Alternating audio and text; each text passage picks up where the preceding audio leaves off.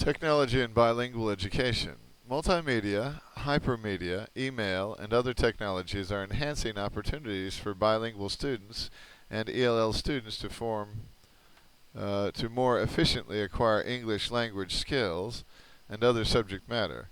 Former ESL teacher Jan Lacina describes, for example, how internet chat sessions, discussion boards, and computer programs can be used to help students refine their language skills. Chat rooms and discussion boards have the advantage of letting students review and possibly revise what they have written before sending it off, and may be particularly beneficial for students who are shy or are anxious about mispronunciations. A computer program that may be worth investigating is the Scientific Learning Reading Assistant. Students read aloud into a headset microphone, and the program provides audio and visual help for words the student mispronounces or has trouble pronouncing. There are also numerous web resources that support bilingual instruction. One website that serves both teachers and students is Dave's ESL Cafe. A menu called Stuff for Students contains a help center, a discussion forum, idioms, phrasal verbs, pronunciation, power, quizzes, slang, and student forums. The website Science Fair Assistant, which is written in both English and Spanish, is designed to help children in grades K through 8 find experiments and ideas for a science project. Finally, a number of publications describe how to use websites in creating lessons to improve ELL students' listening, oral proficiency, reading comprehension, and writing skills.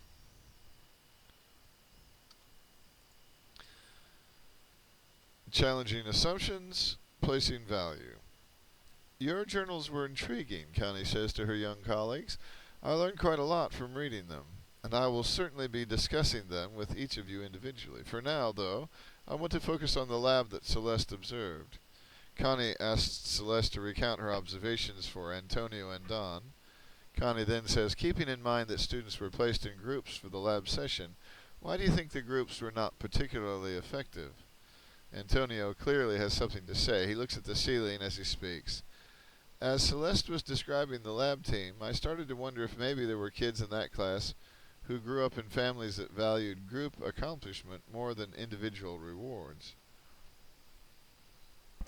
I grew up in that kind of family. I remember once when I was in second grade, a new kid joined our class. He was born here and talked like everybody else, but his parents had come here as refugees. I thought he was Chinese, but he was Hmong. We were supposed to write a story.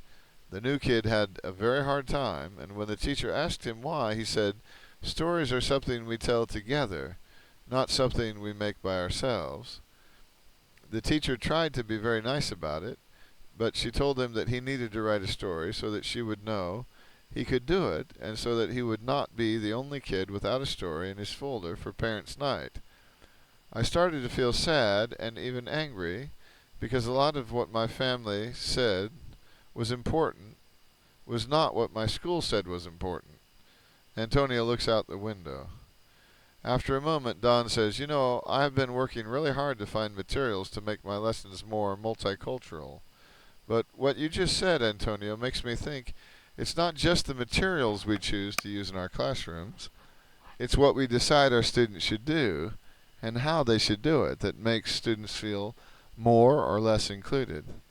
The life lessons our students bring to us, says Connie, are critical to what they will learn from us. They bring their values to us.